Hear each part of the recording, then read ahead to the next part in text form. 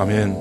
오늘 창세기 3장 1절로 6절 말씀을 통해서 죄는 나를 죽입니다 라는 제목으로 하나님 말씀 증거하겠습니다. 하나님이 주시는 새로운 기회 시리즈 7번째 시간입니다. 우리는 살아있는 영적 존재입니다. 하나님께서 우리를 참으로 신묘하게 창조하시고 이렇게 창조된 우리가 하나님을 떠나 죄를 지었게 되었을 때 예수 그리스도를 이 땅에 보내주셔서 그 예수님의 십자가에 보혈을 다 뿌려서 우리를 다시 사랑하셔서 선택하시고 구원하셔서 하나님의 자녀로 삼아서 우리의 영혼을 살려주셨습니다. 그래서 우리가 영적 존재가 된 것입니다. 내가 바로 이렇게 살아있는 영적 존재가 되었다라고 하는 것은 우리가 갖고 있는 영적인 자존감입니다. 하나님이 나의 아버지가 되시고 하나님 날 사랑하셔서 나를 선택하시고 그리고 구원하셔서 지금 나를 하나님의 자녀로 삼아서 나와 함께 하신다. 이와 같은 것이 우리의 영적 자존감이고 이 영적 자존감이 있을 때 어디를 가든지 무엇을 하든지 내 하나님이 나와 지금 함께 하시고 나를 도와주신다. 이런 당당함과 담대함이 있어서 세상을 승리합니다. 또한 이와 같은 영적인 자존감은 교회 공동체 안에 있을 때 서로 격려하고 축복하고 사랑해주고 또 사랑을 받음을 통해서 점점 강성하게 됩니다. 성경이 이와 같이 말합니다. 히브리서 10장 23절로 25절에 또 약속하신 이는 믿으시니 우리가 믿는 도리의 소망을 움직이지 말며 굳게 잡고 서로 돌아보아 사랑과 선행을 격려하며 모이기를 피하는 어떤 사람들의 습관과 같이 하지 말고 오직 권하여 그날이 가까움을 볼수록 더욱 그리하자. 우리가 교회 공동체 안에서 서로 사랑하고 또 사랑을 받고 또 축복하고 격려하고 세워주는 것을 통해서 내가 바로 하나님의 자녀구나 하는 이 영적인 자존감이 점점 더 강력하게 커나가는 것입니다. 이렇게 우리가 영적 자존감을 갖고 있을 때 세상에 수많은 문제가 우리에게 다가와도 하나님이 내 편이시다, 하나님이 나와 함께 하신다, 이와 같은 믿음과 마음을 갖고 우리가 넉넉하게 예수 그리스도 안에서 하나님이 주시는 우리를 향한 조명하심과 비전과 길을 따라서 승리할 수 있는 것입니다. 그런데 이렇게 승리의 길을 걸어가다가 우리 인생을 무너뜨리는 것, 우리 인생을 막아서고 결국은 다 망가지게 하는 것, 이것이 바로 죄입니다. 우리가 이 죄라고 하는 부분들에 대해서 너무 쉽게 생각하는데 사실 이 죄 때문에 아담과 하와는 신라권의 주인공이 된 것입니다. 그들이 받았던 모든 권세, 모든 행복, 모든 기쁨, 심지어는 부부간에 갖고 있었던 모든 사랑까지도 죄로 말미암아서 다 빼앗기고 만 것입니다. 왜 부부간에 갈등이 있을까요? 왜 부모와 자녀 간에 갈등이 생길까요? 왜 회사 생활과 인생 사는데 왜 이렇게 어렵고 힘든 문제가 생길까요? 성경적인 시각으로 본다면 그것은 딱 한 가지, 죄 때문입니다. 죄는 이처럼 우리 인생을 죽입니다. 이 죄라고 하는 것은 우리의 욕심으로부터 시작을 합니다. 인정, 감정, 애정, 성욕, 물질욕, 명예욕, 이와 같은 정욕이 우리 안에 있게 될 때 마귀의 유혹 가운데 우리가 죄를 짓습니다. 그리고 그 죄로 말미암아 우리가 결국 사망에 이르게 됩니다. 이 사망이라고 하는 것은 하나님과의 영적인 단절이고 또 하나님과의 관계가 멀어지는 것입니다. 하나님과의 관계가 단절되고 멀어지면 내가 하나님의 자녀다, 내가 구원받았다, 내가 하나님 앞에서 살아있는 영적 존재다, 이 영의 자존감이라고 하는 것이 상실됩니다. 그래서 그때부터는 정말 내가 하나님 앞에 구원받은 백성인지, 정말 내가 기도하면 하나님이 응답하실 수 있는지, 이 약속의 말씀이 내게 과연 이루어질 것인지, 이 모든 것들이 희미해지고 의심이 생깁니다. 여러분들이 신앙생활하다가 의심이 생긴 이유는 바로 이 죄 때문입니다. 죄라고 하는 것이 내 신앙도 무너뜨리고 내 신앙도 흔들어버리고 가정도 인생도 삶도 내 마음도 다 무너뜨리는 것, 그것이 바로 죄입니다. 이렇게 하나님으로부터 오는 영적인 자존감이 무너지고 나면 그때부터 사람은 자기가 살기 위해서 자존심이라고 하는 걸 세웁니다. 근데 이 자존심이라는 것은요, 하나님이 날 지켜주신다는 게 아니라 내가 날 지키는 것입니다. 내가 날 지켜야 되겠다고 하는 이 자존심은요, 참으로 빈약하고 초라합니다. 그래서 이건 상처받기 쉽습니다. 다른 사람들이 뭐라고 얘기만 해도요, 꼭 내 얘기하는 것 같습니다. 다른 사람들이 뭐라고 쳐다보기만 해도 나를 향해서 이상하게 쳐다보는 것 같습니다. 그러니까 쓸데없이 분노가 나오고요, 미움이 나오고요, 또 낙심되고요. 그래서 마음속에 우울증이 생기고 조울증이 생기고 불안 증세가 생기는 이 수많은 일들, 앞일에 대해서 답답하고 다 망가뜨릴 것 같은 그런 두려움이 생기는 것, 이것이 바로 자존심의 문제입니다. 하나님의 자녀라고 하는 이 영적 자존감이 없어지고 자존심만 그냥 내세우다 보면, 우리가 자존심 강한 사람들 보면 참 저 사람 초라하다 라고 느끼는 것처럼 정말 자기 인생, 자기가 봐도 초라한 인생을 삽니다. 그래서 하나님 주시는 성공의 길, 승리의 길이 다 망가지고 마는 것입니다. 우리가 이와 같이 죄로부터 우리 인생이 다 무너지고 망가지는데, 그렇기 때문에 우리는 이 죄의 문제를 해결해야 됩니다. 우리가 죄를 항상 씻어서 깨끗함을 받는 거룩한 백성 되는 은혜가 있기를 바랍니다. 우리가 이 죄의 문제 처리하기 위해서 가장 중요한 첫 번째는요, 우리 죄를 좀 알지 않아야 됩니다. 로마서 16장에 보면 죄에 대해서는 너희가 악한 일에 대해서는 좀 무지하고 하나님의 선한 일에 대해서는 좀 지혜로웠으면 좋겠다, 이렇게 사도 바울이 권면합니다. 하나님의 선한 것들에 대해서는 참 잘 알아야 됩니다. 성경을 통해서 잘 알아야 됩니다. 근데 악한 것들, 죄에 대한 것들, 이런 것들은 좀 몰라야 됩니다. 그래서 죄로부터 우리를 배우게 만드는 그런 매스미디어의 여러 가지 것들, 사람들과의 모임들, 성경은 죄인들과 함께 있지 마라, 오만한 자들의 자리에 앉아있지 말라, 악인의 깨들 자꾸 듣지 말라, 그래서 죄를 자꾸 배우지 말라, 이렇게 말합니다. 우리가 죄를 배우면요, 그 죄가 내 안에 들어와서 우리를 죄로 이끌어갑니다. 제가 이제 50년 좀 넘는 인생을 지금까지 살았는데, 살면서 제가 가장 후회하는 일, 인생 살면서 정말 이건 나의 선택이 너무 잘못됐다 하는 일은요, 제가 연세대학교를 간 거예요. 제 이름이 성택이잖아요. 그 성자가 거룩한 성자예요. 저희 부모님께서, 제가 막내인데 태어나기도 전에, 아니 태어나는 게 아니라 잉태하기도 전에 이 아이를 하나님이 잉태하고 태어나게 한다면 이걸 하나님 앞에 주의 종으로 드리겠습니다, 목회자로 삼겠습니다. 그래서 이름을 아예 지어놨어요. 처음에 성택으로. 그러니까 딸이 태어났으면 어떡할 뻔했어요, 이게 이름이 성택이가 되면. 근데 아들이 태어난 게 하나님의 은혜예요. 그래갖고 성택, 이게 부담스럽지 않은 이름이 된 거예요. 그래서 저는요, 그리고 1월 1일 날 태어났잖아요. 그때 연말연시 축복성회가 있었는데 그때 많은 목사님들이 오셔서 축복기도를 해준 거예요. 이 얘기를 들으니까 저는 그냥 태어나면서 자라날 때까지 주의 종이 되는 거다, 나는 목사님이 되는 거다, 이 생각, 이 인생의 진로 외에는 생각해 본 적이 없어요. 그냥 그걸로 산 거예요. 고등학교 3학년 때까지 그냥 나는 목회자야, 목회자의 길을 가는 거예요. 이걸로 산 거예요. 그러다가 고등학교를 졸업하고 대학교를 가야 되잖아요. 당연히 목회자니까 신학교를 가야 되겠죠. 신학교 간다고 생각했어요. 근데 어느 누가 저한테 말해주는 거예요. 저는 그분이 생각이 안 나요. 누군지 알면 내가 가서 한 대 좀 때려주고 싶은데, 그분이 이런 얘기를 하는 거예요. 신학은 고등학문이기 때문에 다른 일반적인 학문들 좀 많이 다루고 배우고, 그리고 신학을 해야 이해의 폭이 넓어진다. 그래갖고 다른 거 배우고서 해야 된다. 어제 그 말이 정말 솔깃한 거예요. 맞는 거예요. 제가 또 공부도 좀 웬만큼 했기 때문에 연대 정예과를 들어갔어요. 근데 들어가서 너무 좋다고 생각했는데 그게 아니었어요. 제가 연대 정예과 들어가서 죄를 배웠어요.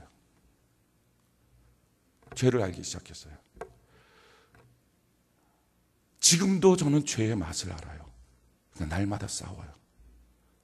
하나님 앞에 정결하고 깨끗해지려고. 어느 때 넘어져요. 통곡하고 울어요. 그리고 다시 일어나요. 그리고 걸어가요. 어느 때는 성공해요. 그럼 하나님께 기쁨으로 감사 기도해요. 또 어느 때 넘어져요. 하나님 봤을 때 저를 보면 참 미친 짓 한다 그럴 것 같아요. 괜히 죄는 배웠고 넘어졌다 쓰러졌다 넘어졌다 쓰러졌다, 이게 뭐 하는 짓이냐는 거예요. 그냥 살아갈 때 죄를 아예 안 배웠으면, 죄의 맛을 모르면 그냥 하나님 앞에 집중하면서 내게 주신 영적인 에너지를 갖고 전진만 하면 되는 거를 뭐 하는데 쓰러졌다 넘어졌다, 지금 이 짓 하고 있냐 할 것 같아요. 저희 딸이 고3 돼갖고 같이 대화를 나눈 중에 주의 종이 되겠다는 마음의 비전이 있다는 걸 제가 알았어요. 그리고 제가 강력하게 권면했어요. 너 신학교 가라. 다른 거 보지 말고 그냥 신학교 가라. 그러면서 이랬어요. 나는 너가 죄를 안 배웠으면 좋겠다. 나시린처럼 죄를 모르고 자라났으면 좋겠다. 아빠처럼 쓸데없이 배워서 죄와 싸우는 영적 에너지 낭비하지 않았으면 좋겠다. 제가 대학교 1학년 때 담배를 피웠어요. 제 사촌 동생이랑 같이 담배를 피웠어요. 이모한테 딱 걸렸어요. 여기 딱 걸렸는데 이모가 그러는 거예요. 성택이 얘는 목사할 거니까 펴도 되고 너는 장로할 건데 왜 피냐? 이러는 거예요. 이상하죠? 여러분들이 생각할 때 무슨 장로가 목사보다 훨씬 더 경건해서 사는 것 같은 느낌. 그게 아니고 그 이모의 가치관 생각은 뭐냐면, 목사는 죄인들을 많이 상대하고 다뤄야 되니까 죄를 알아야 된다는 거예요. 죄를 많이 배워야 된다는 거예요. 그래갖고 상관없고, 그리고 그래야지 공감해서 잘 이끌 수 있다는 거예요. 근데 장로는 그러면 안 되지. 넌 장로로 가야 되는데. 세상에 이게 무슨 말이에요, 뭐예요? 아니, 죄를 알아봤자 공감 하나도 안 돼. 뿐만 아니라 그 죄를 알면 이끌 수 있습니까? 하나님을 알고 하나님으로부터 도움받고 하나님의 깨끗함을 가져야 인도함을 받지. 우리 인생 사는 거예요. 죄를 안 배우는 거. 첫 번째, 제가 우리 교회 다음 세대들, 저희 자녀들처럼요, 죄를 좀 안 배웠으면 좋겠다. 매스미디어로 얼마나 많은 죄가 들어옵니까? 사람들끼리의 대화 속에 얼마나 많은 죄가 들어옵니까? 부모 간의 대화 속에 자녀가 들을 때 얼마나 많은 죄가 들어옵니까? 그거를 상쇄할 수 있는 방법 성경밖에 없다. 그래서 아이들한테 리딩 바이블 시키는 거예요. 성경 읽으라고. 사랑하는 성도 여러분, 부모된 자로서 최소한 한 가지, 자녀를 위해서 한 가지라도 합시다. 아침에 그 자녀에게 성경 한 장 읽어주는 거, 그 시간이 없습니까? 그것조차 못합니까? 그거 점검하는 것도 안 됩니까? 하루 종일 죄를 쏟아놔서 그 아이의 마음속에 죄가 지긋지긋하게 달라붙게 만들면서 성경 한 장 읽어주는 시간이 안 됩니까? 아이들한테 성경 읽어주는 거. 그래서 죄를 자꾸 좀 멀리하게 만드는 거. 제일 중요한 첫 번째는요, 죄를 안 배우는 거예요. 그렇다고 해서 우리가 마귀가 우리를 그냥 놔둡니까? 자꾸 또 죄를 배우게 하면 우리의 육신의 연약한 가운데 죄를 짓습니다. 우리가 다 죄인이에요. 죄를 짓고 삽니다. 그래서요, 이 죄의 문제 우리 안에 있으면 해결해야 됩니다. 이거 해결하는 거 시간 지난다고 해결되지도 않고요, 사람들이 잊어버린다고 해결되지도 않아요. 이거는 하나님께 나가서 그 죄를 회개해야 해결돼요. 할렐루야. 그래서 온전하게 하나님께 회개하는 사람만이 그 죄가 씻어져요. 성경이 우리에게 이렇게 말합니다. 요한일서 1장 9절에 보니까 만일 우리가 우리 죄를 자백하면 그는 미쁘시고 의로우사 우리 죄를 사하시며 우리를 모든 불의에서 깨끗하게 하실 것이요. 성경이 우리에게 회개라고 하는 단어를 이렇게 설명하고 있어요. 자백이다라고 설명하고 있어요. 자백이라고 하는 것은 우리가 평상시에 잘 쓰지 않아요. 근데 언제 쓰느냐? 죄를 지어서 경찰서에 가거나 아니면 검사 앞에 섰을 때 그때 씁니다. 그때 자백하라 그래요. 그래갖고 그 조서를 쓰는 거예요. 자백을 어떻게 합니까? 당신 왜 죄를 졌습니까? 동기부터 물어봐요. 왜 그 죄를 졌는지, 그래 행위는 어떻게 했는지 구체적으로 얘기하라 그래요. 그러고 나서는 그 결과가 지금 어떻게 된 건지, 그리고 나서 당신이 그 죄를 어떻게 은폐하려고 했는지, 반응은 어떤지까지 다 적는 거예요. 이게 자백이에요. 우리가 우리 하나님 앞에 회개 기도하는 거 이렇게 하는 거예요. 동기, 행위, 결과, 반응까지 하나님 앞에 낱낱이 아뢰는 거예요. 하나님 잘못했다고. 근데 놀라워요. 이렇게 회개하면요, 자기 마음속에 진심이 담겨요. 그렇지 않고 보통 회개한다 그러면 하나님 잘못했어요. 그거 잘못했어요. 진심이 안 담겨. 진심이 안 담기니까 하나님께 기도하고 나서도 정말 이 죄가 용서받았나? 그게 궁금한 거예요. 잘 안 되는 거예요. 그래갖고 자꾸 말씀 들으면서 그냥 회개했으면 다 용서받은 거야. 회개했으면 다 끝난 거야. 그 말씀 자꾸 되뇌이는 거예요. 그래갖고 자기 마음속에 아니야, 용서받았어. 용서받아 깨끗해졌어. 아니에요.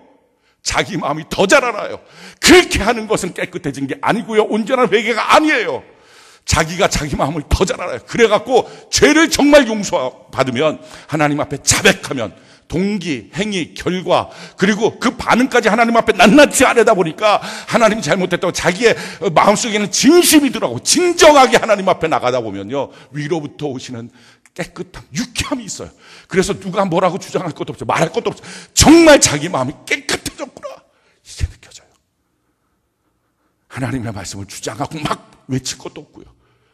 사랑하는 성도 여러분, 우리의 죄는요, 이처럼 하나님 앞에 깨끗함을 받아야 돼요. 근데 이렇게 깨끗함을 받아도요, 우리가 또 죄를 져요. 또 죄를 져요. 반복적으로 죄를 져요.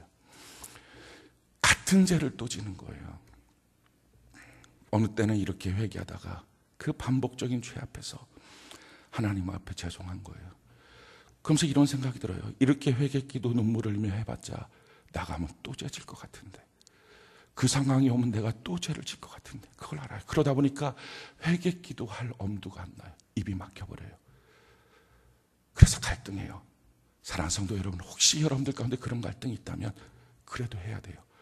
계속 회개기도 해야 돼요. 왜냐하면 결국 죄를 이기는 것은요, 깨끗함이 이깁니다. 깨끗해짐을 이겨요. 비 오는 날에 온통 옷이 다 흙투성이 지저분해져 있어요. 그 흙투성이 지저분한 사람이 길을 걸어가다가 물웅덩이를 발견해요.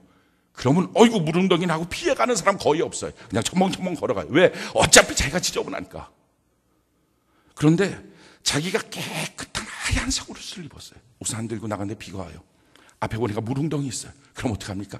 다 조심조심 피해가요. 깨끗하니까 더러움을 묻히기 싫은 거예요.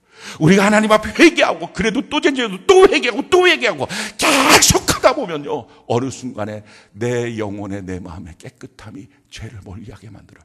그래서 결국은 이기는 거예요. 성경이 우리에게 이렇게 말합니다. 히브리서 9장 13절로 14절에 염소와 황소의 피와 및 암송아지의 죄를 부정한 자에게 뿌려 그 육체를 정결하게 하여 거룩하게 하거든 하물며 영원하신 성령으로 말미암아 흠없는 자기를 하나님께 드린 그리스도의 피가 어찌 너희 양심을 죽은 행실에서 깨끗하게 하고 살아계신 하나님을 섬기게 하지 못하겠느냐. 성경은 분명히 말해요. 예수님의 피가, 그리스도의 피가 너희 안에 뿌려졌는데 그 피가 결국에는 너로 하여금 그 죄를 이기게 만들고 깨끗하게 만들지 못하겠느냐라고 말해요. 우리가 회개해도 해요. 또 죄 짓고 또 죄 져요. 그러나 지속적으로 예수의 피를 힘입어서 하나님 앞에 회개하다 보면요, 결국은 그 죄를 짓지 않아요. 결국은 이기는 거예요. 할렐루야. 그래서 주님 앞에 죄를 자꾸 씻어내는 정결한 백성으로 살아갈 수 있습니다. 오늘 말씀을 통해서 우리가 좀 깨닫게 되는 것은요, 도대체 죄는 왜 생기느냐? 죄의 배후가 뭐냐? 두 번째, 우리가 죄를 짓게 될 때 나타나는 현상이 뭐냐? 세 번째는 이렇게 우리 죄가 결국 내 인생을 다 무너뜨리는데 선악과 그 죄 졌기 때문에 아담과 인생이 다 망가졌잖아요. 무너지는 인생의 회복의 방법은 뭘까? 우리가 이 세 가지를 좀 살펴보길 바랍니다. 제일 첫 번째, 죄라고 하는 것은 도대체 어떻게 생기고 어디서 생기는 건가? 오늘 3장 1절 말씀 같이 한번 봅시다.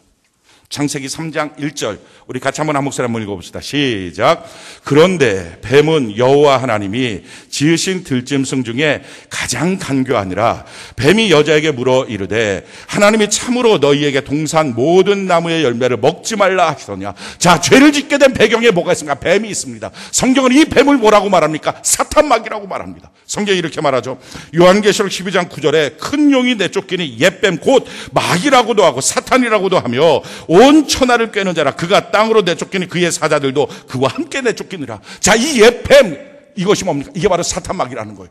모든 인생의 죄의 배후에는 마귀가 있어요.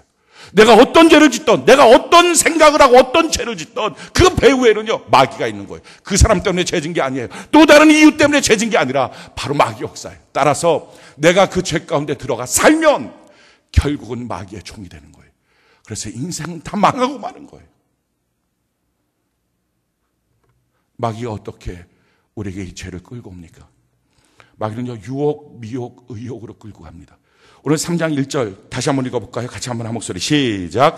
그런데 뱀은 여호와 하나님이 지으신 들짐승 중에 가장 간교하니라. 뱀이 여자에게 물어 이르되 하나님이 참으로 너희에게 동산 모든 나무의 열매를 먹지 말라 하시더냐. 자, 무엇을 줍니까? 의욕을 합니다. 의심을 주는 거예요. 야, 이 동산에 멋있는 것 다 만들어 놓으시고 먹지 말라 하더냐. 아니잖아요. 하나님이 다 먹으라 그랬잖아요. 오직 선악과만 먹지 말라 그랬잖아요. 좋으신 하나님, 나를 사랑하신 하나님, 나를 위하시는 하나님에 대해서 하나님이 나를 힘들게 한다. 하나님이 나를 어렵게 한다. 아, 교회가 나를 힘들게 한다. 말씀이 나를 힘들게 한다. 아니요. 말씀이 교회가 힘들게 하는 게 아니라 죄가 나를 힘들게 하는 거잖아요. 사랑하는 성도 여러분, 마귀는 이처럼 우리에게 의심을 줘요. 의욕을 줘요. 그래서 하나님으로부터 마음을 점점 떠나게 만들어요. 그 다음에 무엇을 합니까? 우리 속여요. 자, 그랬을 때 여자가 대답하죠. 아니, 선악과 먹지 말라 그랬어. 나머지 먹으라 그랬어. 그때 뭐라고 말합니까? 우리 4절, 5절 같이 한번 읽어볼까요? 창세기 3장 4절, 5절 같이 한 목소리 시작. 뱀이 여자에게 이르되 너희가 결코 죽지 아니하리라. 너희가 그것을 먹는 날에는 너희 눈이 밝아져 하나님과 같이 되어 선악을 알 줄 하나님이 아심이니라. 뭐라고 말합니까? 속이는 거예요. 야, 이거 먹어도 돼. 이거 먹으면 너가 더 하나님처럼 될 수 있어. 분명히 죽는 건데 말씀을 무시하게 만들어요. 그 다음에 어떻게 합니까? 마침내 죄를 스스로 결단하여 짓도록 유혹합니다. 6절 우리 같이 한번 읽어볼까요? 시작. 여자가 그 나무를 본즉 먹음직도 하고 보암직도 하고 지혜롭게 할 만큼 탐스럽기도 한 나무인지라 여자가 그 열매를 따먹고 자기와 함께 있는 남편에게도 주매 그도 먹은지라. 자, 어떻게 합니까? 죄는요, 마귀가 끌고 와서 억지로 짓게 하는 게 아니에요. 마귀는요, 우리의 마음속에 생각을 심어줘요. 의욕, 미욕, 유혹으로 생각을 심어줘요. 그래서 그 생각으로 자기 스스로가 결단해서 죄를 짓는 거예요. 그래서 죄의 값은 자기에게 있는 거예요. 사망으로.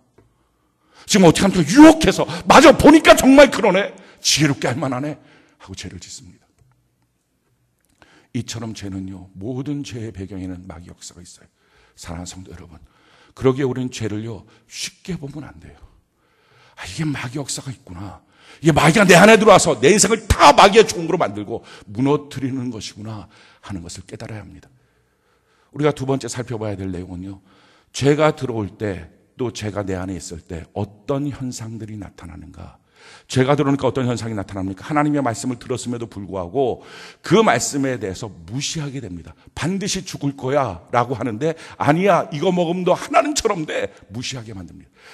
죄라고 하는 것이 우리 안에 들어오면 나타나는 현상이 이런 현상이에요. 말씀을 무시해요. 말씀을 쉽게 여겨요. 성경 전체를 놓고 보면요, 모든 사람들이 다 죄를 질 때마다 하나님이 그 죄에 대해서 진다라고 지적합니다. 그런데 야, 너는 욕심 때문에 죄진 거야, 야, 너는 이것 때문에 죄진 거야, 너는 정욕 때문에 죄진 거야, 그런 말씀 하나도 없어요. 하나님의 진단은 딱 한 가지예요. 너가 말씀을 버려서 죄진 거야. 사무엘상 15장에 보니까요, 사울왕이 하나님의 명령을 받아요. 아말렉에 가서 전쟁에서 너 싸워 이겨라, 다 죽여야 된다. 근데 갔는데요, 죽일 건 죽였지만 좋은 것들 안 죽여요. 백성들이 말하는 거예요. 아, 사울왕이요, 이거 좋은 것들 가져갑시다. 이거 다 죽이는 거 우리 손해입니다. 가져가서 하나님께 제사도 드리고 우리가 좀 나누어 가집시다. 전쟁하는데. 그걸 다 끌고 와요. 그랬더니 사무엘에 갖고서 왜 이렇게 했습니까? 아, 백성들이 그거 끌고 가라 그래서 내가 백성들 말 들었어요. 사무엘이 말하죠. 야, 순종이 제사보다 훨씬 난데 왜 순종하지 않습니까? 그러고 나서 하신 말씀이 이 말씀이에요. 사무엘상 15장 26절에 사무엘이 사울에게 이르되 나는 왕과 함께 돌아가지 아니하리니 이는 왕이 여호와의 말씀을 버렸으므로 여호와께서 왕을 버려 이스라엘 왕이 되지 못하게 하셨습니다. 당신 그거 백성들한테 듣는 귀가 약한 게 아닙니다. 당신 마음이 좀 약한 게 아니에요. 백성들만 어쩔 수 없이 전쟁을 끌고 가고 들어가는 게 아니라 당신이 먼저 여호와의 말씀을 버린 것입니다. 사랑하는 성도 여러분, 죄가 있으면, 죄를 지면 나타나는 현상, 예배가 힘들어요. 말씀이 힘들어요. 예배 때 집중하지 못해. 예배 때 늦어요. 예배 때 좋아요. 하나님의 말씀에 집중하지 않아요. 왜 하나님의 말씀에 순종할 힘이 없냐고요? 왜 하나님의 말씀을 순종하지 못하냐고요? 말씀을 제대로 들어본 적이 없는 거예요. 졸다 깨다 5년 10년 예수 믿어도 그렇게 예수 믿으니 정말 제대로 하나님의 말씀 들어본 적 있냐고요? 건성으로 내가 여호와의 말씀을 버렸으므로 하나님이 당신을 버렸습니다. 다윗이 밧세바를 범해요. 그리고 그 밧세바의 남편을 죽여버려요. 이게 어마어마한 죄를 짓습니다. 그 죄를 지었을 때 하나님께서 너는 왜 이렇게 성욕이 많니? 너는 이렇게 여자를 밝히니? 그렇게 말씀 안 했어요. 하나님이 하신 말씀이 이거예요. 사무엘하 12장 9절에 그러한데 어찌하여 내가 여호와의 말씀을 업신 여기고 나보기에 악을 행하였느냐? 내가 칼로 햇사람 우리아를 치되 암몬 자손의 칼로 죽이고 그의 아내를 뺏어 내 아내로 삼았도다. 죄에 나타나는 현상은요, 말씀을 업신 적이에요. 죄에 나타나는 현상은요, 말씀을 안 들어요. 말씀 듣기가 힘들어요. 말씀 들을 때마다 졸아요. 딴 점벼요. 딴 생각이 들어요. 그래서 예배가 무너져요. 그래서 다 무너지는 거예요. 죄는 졌는데 회복할 길이 없어요. 죄는 졌는데 예배까지 무너져요. 죄는 졌는데 기도까지 무너져요. 죄는 졌는데 성경을 읽는 것까지 무너지는 거예요. 그래서 인생이 완전히 망하고 마는 거예요. 사랑하는 성도 여러분, 이렇게 무너진 내 인생 다시 회복돼야 되잖아요. 어떻게 회복할까요? 방법은 하나예요. 억지로라도 우리의 예배를 살려야 돼요. 할렐루야. 인생이 다 무너져도요, 예배 하나 오로지게 제대로 한번 살리고 나면요, 그 예배 때 하나님의 말씀을 듣고 그 말씀 가운데 회개하고요, 그 말씀 때문에 새로워져요. 그 말씀 때문에 내 인생이 다시 살아나요. 창세기 35장에 보면 야곱이 등장해요.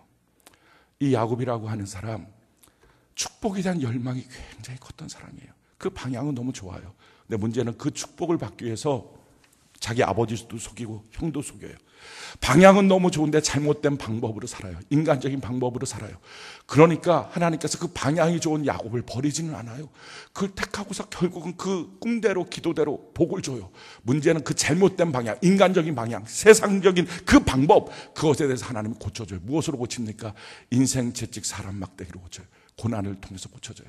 그가 아버지 집을 떠나 도망가갔고요, 결국은 하란 땅에서 자기보다 훨씬 더 악한 외삼촌 라반을 만나요. 거기서 20년 동안 연단받고 고난받고 자기의 성품이 바뀌어져요. 그러고 나서 하나님의 큰 복을 받아서 돌아옵니다. 돌아와서 가나안 땅 가장 초입 언저리에 있는 세겜 땅에 머물러요. 그가 하나님의 뜻대로 베델에 올라갔다가 헤브론으로 가야 됩니다. 그런데 거기까지 안 가요. 그냥 세겜 땅에 있는 거예요. 거기까지 가기가 싫은 거예요. 그냥 여기도 하나님의 땅이니까 이 언저리에 있겠습니다. 사랑하는 성도 여러분, 교회 나와서 교회 언저리에 있습니까? 성전에 나와 성전 언저리에 있습니까? 설교를 듣는데 대충 대강 듣습니까? 언저리에 있습니까? 거기서 자기가 제단 쌓아요. 세겜 땅에서. 엘엘로의 이스라엘. 하나님은 이스라엘의 하나님, 나의 하나님입니다. 자기 마음대로 우기고 주장하는 거예요. 하나님 내 편 맞죠? 하나님 날 도와주시는 거 맞죠? 하나님 내 기도 응답하시죠? 자기 마음대로 주장하는 거예요. 그런데 그렇게 주장한다고 그 하나님이 진짜 자기 하나님이 아닌 거예요. 그 땅에서 결국 자기의 외동딸 강간당하고요. 이거에 격분한 형제들이 갖고 살인자가 돼요. 사람을 죽여요. 그 땅에 살 수가 없어요. 왜 내가 하나님을 믿는데, 왜 내가 이스라엘 하나님의 거룩한 땅에 있는데, 왜 내가 성전에 있는데, 예배드리는데 내 삶은 왜 이렇게 무너졌습니까? 내 가정은 왜 이렇게 무너졌습니까? 왜 내 인생은 이렇게 다 망가졌습니까? 그렇게 한탄하고 있을 때 하나님이 하시는 말씀이에요. 그게 창세기 35장 1절이에요. 하나님이 이렇게 말씀하십니다. 하나님이 야곱에게 이르시되 일어나 베델로 올라가서 거기 거주하며 내가 내 형 에서의 낯을 피하여 도망하던 때에 내게 나타났던 하나님께 거기서 제단을 쌓으라 하신지라. 너가 있는 성전 언저리 그 자리 아니지 않니? 너도 알지 않니? 너가 그 예배 성공하는 것 너도 알지 않니? 거기 있지 마라. 와라. 너가 하나님 만날 그 자리로 와야 된다. 베델로 올라가라. 근데 그 말을 듣고요, 야곱이 하나님 앞에 결단을 해요. 그러고 이렇게 하는 거예요. 창세기 35장 2절 이하에 보니까 야곱이 이에 자기 집안 사람들과 자기와 함께한 모든 자에게 이르되 너희 중에 있는 이방 신상을 버리고 자신을 정결하게 하고 너희의 의복을 받고 입으라. 우리가 일어나 베델로 올라가자. 내 환난 날에 내게 응답하시면 내가 가는 길에서 나와 함께 하시는 하나님께 내가 거기서 제단을 쌓으려 하노라 하며 그들이 자기 손에 있는 모든 이방 신상들과 자기 귀에 있는 귀걸이들을 야곱에게 주는지라. 야곱이 그것들을 세겜 근처 상수나무 아래에 묻어버려. 자기가 의지했던 우상들 묻어버리고 자기가 좋아하는 귀걸이 묻어버리고 하나님 앞에 온전한 예배 드려 나올 때 자기가 의지했던 거 묻어버리고 자기가 좋아하는 거 묻어버리고 빈손되어서 이제 나는 하나님밖에 없습니다 하는 그 신앙, 그 고백 갖고 하나님께 올라가는 거예요. 그랬더니 어떡합니까? 5절에 보니까 그들이 떠났으나 하나님이 그 사명 골들로 크게 두려워하게 하셨으므로 야곱의 아들들을 추격하는 자가 없었더라. 자기가 두려워했어요. 예배 온전히 나올 때 이런 문제 저런 문제 수많은 문제 있을 텐데 어떻게 처리할까? 근데 그 문제를 하나님이 다 막아주시는 거예요. 결단하고 예배를 나오니까요. 그래서 하나님께 올라갔어요. 그리고 거기서 하나님을 만나요. 그 하나님은 어떤 하나님입니까? 창세기 35장 7절에 보니까 이렇게 말씀해요. 그가 거기서 제단을 쌓고 그곳을 엘베델이라 불렀으니 이는 그의 형의 낯을 피할 때에 하나님이 거기서 그에게 나타나셨습니다. 베델, 하나님의 집이에요. 성전이에요. 엘베델, 성전의 하나님이란 뜻이에요. 사랑하는 성도 여러분, 혹시 우리 신앙이 나 오늘 성전에 갔어요, 나 오늘 예배 드렸어요, 그걸로 끝납니까? 그거 아니잖아요. 성전에 갔으면 성전에 계신 하나님을 만나고 예배를 드렸으면 예배에 계신 하나님을 만나야 예배지. 나 성전에 갔어요, 나 예배 드렸어요, 그게 무슨 놈의 예배입니까? 그런 신앙이 무슨 신앙입니까? 언제까지 그런 위선되고 거짓된 신앙 붙들고 살겠습니까? 그것이 성경이 우리에게 요구하는 신앙이라고 정말 생각합니까? 예배 드렸으면, 성전에 왔으면 하나님 만나야 되는데 하나님 못 만나고 돌아가도 별탈 없는 신앙이처럼 살아가는 엘엘로의 이스라엘, 세겜 땅에 있는 야곱 같은 인생이면 자기 땅에 오는 수많은 재앙의 문제들 누가 막습니까? 영적 자존감은 다 무너지고 자존심만 알량하게 남아서 다른 사람 나를 어떻게 볼까만 신경 쓰고 살고 있지는 않습니까? 사랑하는 성도 여러분, 엘베델, 우리가 이번에 오베데돔 합니다. 이때 우리의 예배가 회복되기를 바랍니다. 예배 회복이 뭡니까? 그냥 예배를 드리고 갔어요. 내가 예배 때 열정을 다했어요. 내가 예배 때 찬송을 불렀어요. 내가 예배 때 기도했어요. 말씀에 내가 좋은 말씀 들었어요. 은혜도 받았어요. 눈물도 흘렸어요. 그거 아니고요, 내가 예배 때 하나님을 만났어요. 할렐루야. 내가 성전에 가서 하나님을 만났어요. 엘베델, 이게 회복이고 이게 부흥이에요. 그 하나님이 어떤 하나님이죠? 성경이 이렇게 말합니다. 창세기 35장 10절로 11절에 하나님이 그에게 이르시되 내 이름이 야곱이다마는 내 이름을 다시는 야곱이라 부르지 않겠고 이스라엘이 내 이름이 되리라 하시고 그가 그의 이름을 이스라엘이라 부르시고 하나님이 그에게 이르시되 나는 전능한 하나님이라 생육하고 번성하라. 한 백성과 백성들의 총회가 내게서 나가 왕들이 내 허리에서 나오리라. 어떤 하나님이요? 전능하신 하나님. 어떤 하나님이요? 야곱 같은 내 인생 이스라엘로 판을 바꾸신 하나님. 이번에 저와 여러분들의 인생에 판이 바뀌어지길 바랍니다. 전능하신 한 최악의 조건에서 최상의 조건으로 넉넉히 바꾸신 하나님, 전능하신 하나님을 만나길 바랍니다. 그 하나님이 어디 계신다고요?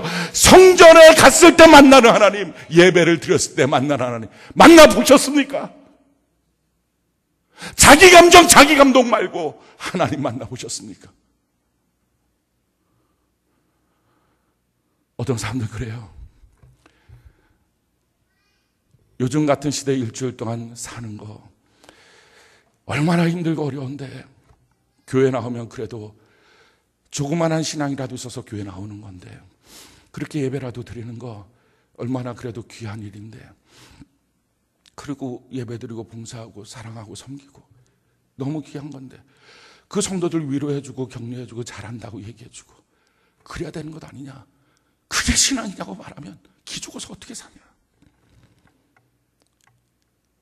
그런데요, 첫째, 그렇게 일주일 동안 힘들었는데 주일날 나가는 것 정도, 그것만 해도 대단한 것 아닙니까?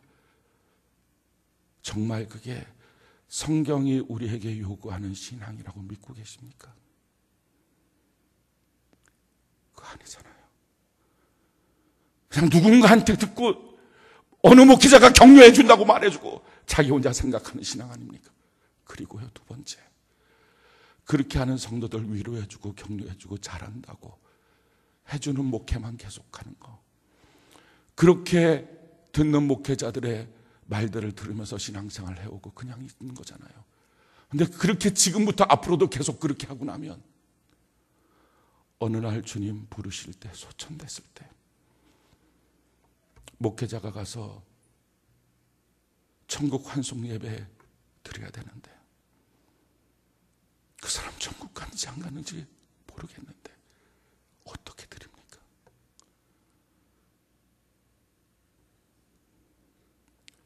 사랑하는 성도 여러분, 정말 성경이 요구하는 신앙이 아니면 신앙이 아니잖아요. 성경도 안 읽고 신앙생활하고 있다면 그건 더욱더 아니잖아요. 우리 이제 오베데돔 축복운동 시작합니다. 이건 예배 회복운동입니다. 이 예배를 통해서 엘베델, 성전에 나왔다 갔다, 성전만 왔다 갔다 하는 성도 되지 말고, 예배만 왔다 갔다 하는 성도 되지 말고 정말 성전에 계신 하나님 만나는 은혜가 있기를 바랍니다. 우리 예배가 회복되고요, 부흥이 되는 것, 이게 부흥이에요.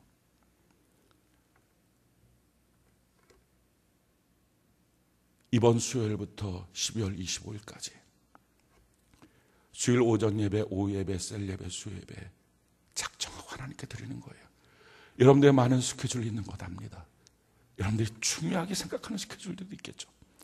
옛날에 왕이 통치하던 시대에는요, 가끔가다 왕이 금혼령을 내릴 때가 있어요. 금혼령! 혼인하지 말라. 그 기간에 이미 결혼할 약속이 되어 있는 거예요. 내 딸, 내 아들 다 혼례식 약속 날짜까지 딱 있는 거예요. 그렇지만 금혼령이 선포되는 그날부터요, 어느 누구도 내가 이게 선약인데 이거 힘들게 만드냐고 말하는 사람 한 사람도 없어요. 왕 앞에 있는 백성이 곧이라니까. 우리가 여호와 하나님을 정말 왕으로 인정하고 섬기는 것, 그 신앙은 없어도 그 지식은 있잖아요. 그러면 그 하나님 앞에 이게 선약이라고, 이게 내 약속이라고 누가 과연 주장할 수 있습니까? 하나님 앞에서는 그래서 선약이 없는 거예요. 사랑하는 성도 여러분, 하나님이 나와 함께 하시고 내 예배를 받아주겠다고 정한 이 기간 동안에 우리 야곱이 들었던 베델로 올라오라 하는 그 음성, 오늘 성령께서 우리의 귓가에도 말씀하셔서 우리 같이 하나님께 나가서 엘 베델, 그 하나님 만나는 은혜가 있기를 바랍니다. 전능하신 하나님 만나는 은혜가 있기를 바랍니다. 저는 설교하고 여러분들이 설교를 들으니까 나는 다 됐고 여러분들이 안 돼서 여러분들을 내가 책망하는 것처럼 보입니까? 아니잖아요. 하나님 먼저 저에게 통탄한 마음으로 너의 예배는 엘베델이냐? 그걸 물어보시는 거예요. 너는 예배를 집리하고 수고 없는 예배를 드리는데 너의 예배는 엘베델이냐? 너는 그 예배 가운데 하나님 만나냐? 울면서 통곡하며 말씀 준비하고 강단에 섰습니다. 저도 여러분도요. 오늘 이번 이 기회가 우리의 영이 살고 예배가 살아서 예배가 사는 사람이 삶을 살리는 그 능력을 우리 모두 체험하는 은혜가 있기를 바랍니다. 우리 모두가 이번 기회에 내 생명 살고 내 영혼 살린다. 그냥 신앙생활 정말 대충대충 하지 맙시다. 그렇게 하루 이틀 하는 거는 몰라도요. 그런 신앙생활 1년, 2년, 3년, 5년 돼서 집사가 됐는데도 그 신앙생활하고 직분을 받았는데도 그 신앙생활하고 그래서 그게 신앙인 줄 착각하고 산다면 죄송스럽고 부끄러워서 어떻게 합니까? 우리의 영혼이 다시 살아나는 은혜가 있기를 예수님 이름으로 축원합니다.